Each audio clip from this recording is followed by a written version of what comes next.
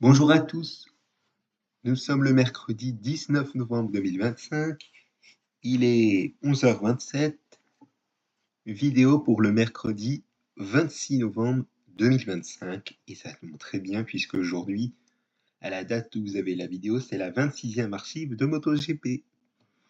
Alors aujourd'hui, c'est un petit nouveau dans les archives de MotoGP, sur le championnat du monde de nos archives, dès cette année 1999, avec le Grand Prix Moto de Valence en Espagne. Bon, de la communauté de Valence, mais je préfère dire de Valence tout court. Alors, il faut savoir qu'il a eu lieu en septembre de 1999 à 2001 et qu'il aura lieu comme la grande finale, le dernier Grand Prix, dès 2002. Donc voilà. Alors, ce Grand Prix moto de Valence 1999, il a eu lieu du vendredi 17 septembre 1999 au dimanche 19 septembre 1999. C'est le 589e Grand Prix moto championnat depuis 1949. Donc on s'approche petit à petit du 600e, vous l'aurez compris. Alors, on va faire la présentation des nouveaux pilotes, comme vous en avez l'habitude, évidemment, en commençant par la catégorie 125.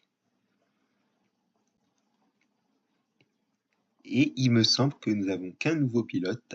Il s'agit de David Mico. David Mico qui a roulé sur le championnat du monde de MotoGP de façon très timide, vous le voyez, uniquement sur ce Grand Prix moto de Valence 1999 et en l'an 2000, mais également sur le Grand Prix moto d'Espagne en l'an 2000 à Jerez. Donc voilà pour ces informations, vous le voyez. Et d'autant plus que ça va être sur ce seul Grand Prix moto de Valence 1999 qui va marquer des points en faisant le seul top 10 de sa carrière. C'est un truc de fou, donc on va voir ça dans le détail tout à l'heure.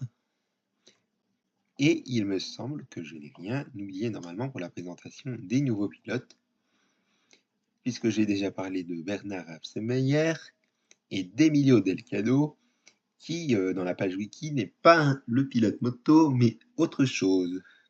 Donc on va passer au résultat de la première séance d'essai libre avec la position de Randy Depugnet, qui sur cette première séance d'essai libre est 14e, à 1 seconde 751 millième du meilleur temps.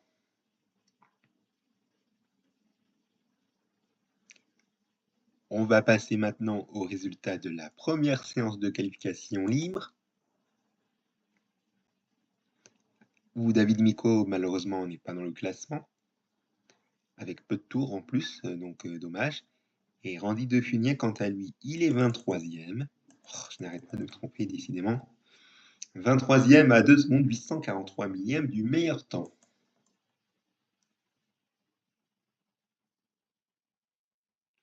Voici maintenant les résultats de la deuxième séance d'essai libre, avec Randy Defunier 19e, à 2 secondes 83 millième du meilleur temps.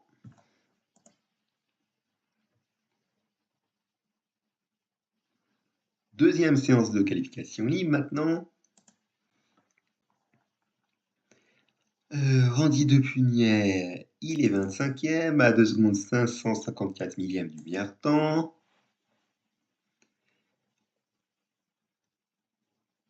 On va passer au résultat du warm-up, évidemment, avec des chronos, des écarts au meilleur temps, voire d'une position d'après l'autre, qui sont assez grands, vous le voyez, notamment dès la 20e position jusqu'au 30e, qui sont des chronos de la vision de meilleur temps qui sont quand même classés, et certains m'ont surpris qui sont au-delà des 15 secondes, comme je vous l'ai dit.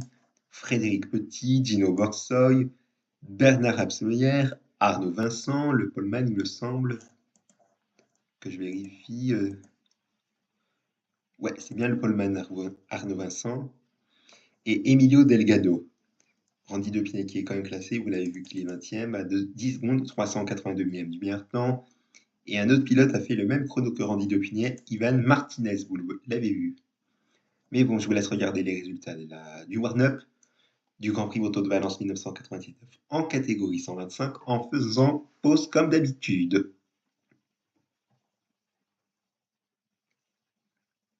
On va passer au résultat de la course. La première course du Grand Prix Moto de Valence 1999, avec 17 pilotes qui ont franchi le drapeau à damier, dont Randy Depugnet qui est 10e. Il finit la course à 1 minute 39, 107 millièmes du vainqueur. Et il y a pas mal d'abandons, il y en a un paquet, je crois que c'est un record depuis qu'on a commencé les archives de MotoGP. Il y en a 2, 4, 6, 8, 10, 12 et 13. Je vais recompter. 2, 4, 6, 8, 10, 12 et 13. 13 abandons, vous vous rendez compte que c'est un truc de fou.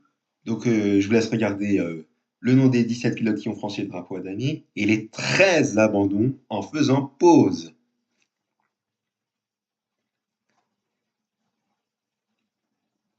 Et voici le détail des abandons.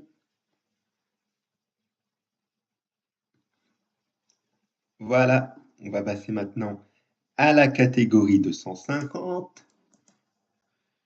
En 250, nous avons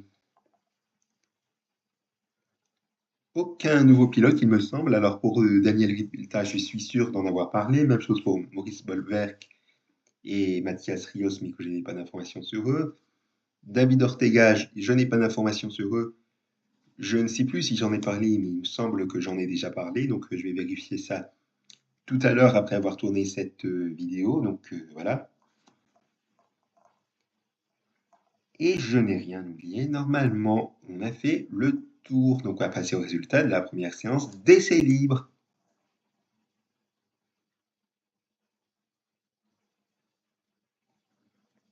Les résultats maintenant de la première séance de qualification libre. Avec David Ortega qui n'est pas dans le classement et qui a fait peu de tours, comme David Mico en 125 sur la même séance, sachez-le.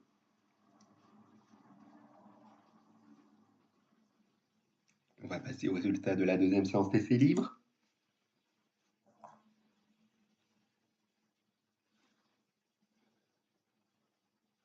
Résultat de la deuxième séance de qualification libre maintenant.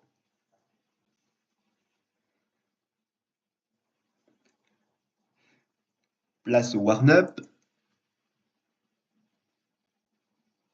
avec Daniel Ribalta quand même classé, mais même s'il a fait un chrono au-delà des 15 secondes qui me surprend.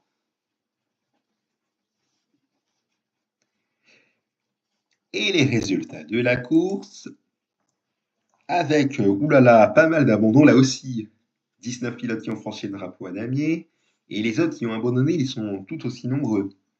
Ils sont 2, 4, 6, 8, 10, 11 et 12. Attendez que je compte bien. Ouais, 2, 4, 6, 8, 10, 11 et 12.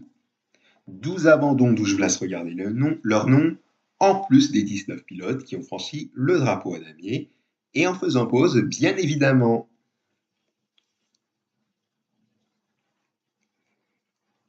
Et voici le détail des abandons. Voilà, que vous pouvez faire pause.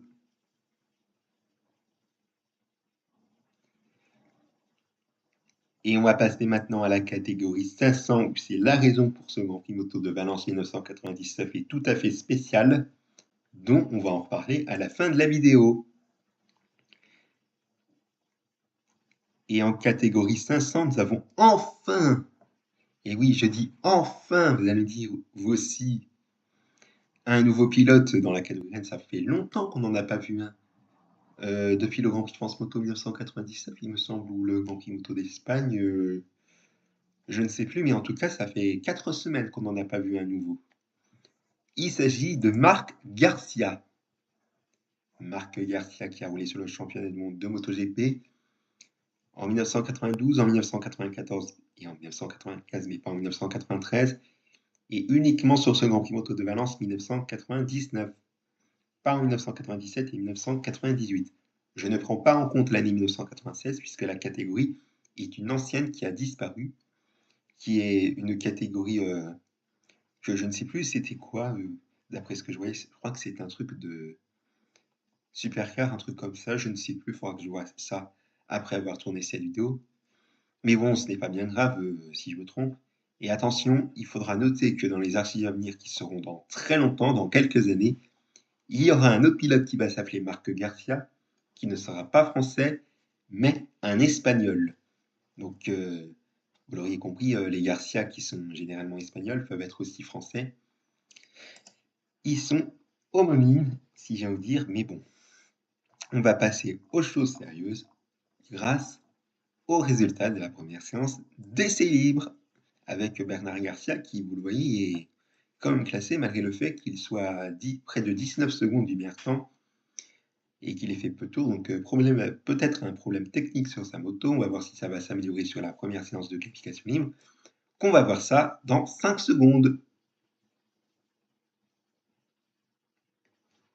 Et comme promis, voici les résultats de la première séance de qualification libre. Et ça ne s'améliore pas malheureusement pour Bernard Garcia. Peu de tours de nouveau et son chrono est à près de 26 secondes et demie du meilleur temps. Donc malheureusement c'est un peu bouillon. On va voir si le samedi va s'améliorer. Et notez que Harushika Aoki n'a pas fait de chrono et on ne le verra pas sur le reste du Grand Prix. Donc c'est dommage pour le pilote japonais. Allez, voici les résultats de la deuxième séance d'essai libre. Et malheureusement, Bernard Garcia n'a pas fait de chrono, en plus du japonais. Et Bernard Garcia, malheureusement, ne sera pas présent sur la deuxième séance de qualification libre, donc ce qui fait qu'on ne verra pas le japonais Harushika Aoki, mais également le français Bernard Garcia.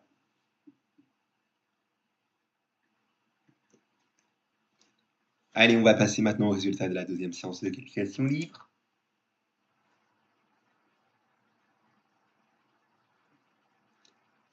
Les résultats du warm-up. Et vous voyez qu'il n'y a rien. Vous allez me dire, est-ce que le warm-up a été annulé? Eh bien, c'est probable, puisque je sais qu'il y a eu le warm-up en 125 et en 250, vous l'avez vu.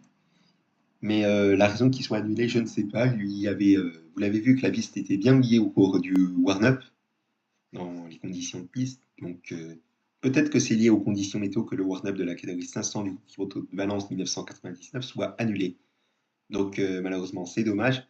Et donc, vous l'auriez compris, on va passer au résultat directement de la course avec 5 abandons et 17 pilotes qui ont franchi le drapeau à damier. Et notez que Marc Garcia, qui avait 2 tours de retard, et dans les dernières, même ceux qui ont un tour de retard, eh bien, vous l'aurez compris, ben, forcément, on est derrière dans le classement, évidemment.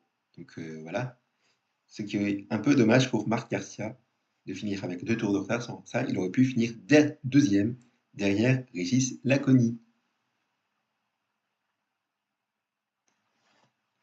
Voilà, si vous avez regardé le nom des 17 pilotes qui ont franchi le drapeau damier et les 5 abandons, voici le détail des abandons.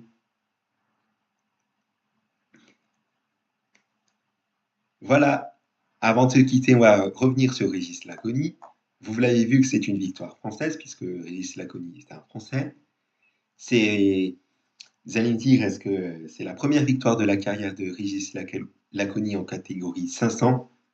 Eh bien oui, et d'autant plus que, vous l'avez vu, que la veille, lors de la deuxième séance de qualification, il a fait la pole, ce qui est tout à fait magnifique, et d'autant plus qu'il a dominé la course du début à la fin sans erreur, ce qui est vraiment fabuleux. Vous vous rendez compte que c'est un truc magnifique, franchement. La dernière victoire d'un Français en Grand Prix moto avant Régis Laconi, c'était Christian Sarron au Grand Prix moto d'Allemagne 1985. C'était il y a 206 Grands Prix moto de cela. Et c'était également un 19 du mois, le 19 mai 1985 sur le Grand Prix moto d'Allemagne à Locken im Ring. Je m'excuse pour la prononciation, mais bon, c'était pas bien grave. Et même qu'avant Christian Sarron, on avait également un autre Français vainqueur en catégorie Rennes. Il s'agit de Pierre Monneret. Et c'était sur un certain Grand Prix de France. Eh oui, le Grand Prix de France Moto 1954 à Reims. Et c'était un 30 mai. Et c'était il y a 345 grandes motos de cela, donc vraiment un truc de fou. Et franchement, si on est un 19 du mois au jour où je tourne la vidéo, on peut dire que le 19, la date du 19 porte chance pour les pilotes français en Grand Prix, si j'ai envie de dire. Mais bon, ça peut paraître absurde à ce que je dis, mais c'est juste ce que j'imagine. Et Régis Laconi qui va faire sa seule victoire en catégorie 500, eh bien, sachez qu'il y aura 2 autres Français qui vont faire une victoire dans la catégorie, mais qui va devenir MotoGP. Vous les connaissez certainement, ils vont en faire davantage, dont un qu'on adore et qui a été le premier Français champion du monde dans la catégorie Rennes. Bon, je vous dis pas leur nom, puisque sinon je vais spoiler un petit peu. Si vous me dites dans les commentaires, eh ben, vous n'êtes pas au bout de vos surprises de ma réponse.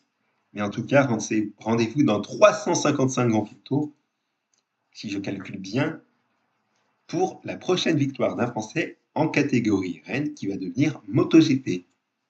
Vous allez me dire, est-ce que ça va nous amener dans les années 2010 ou 2020?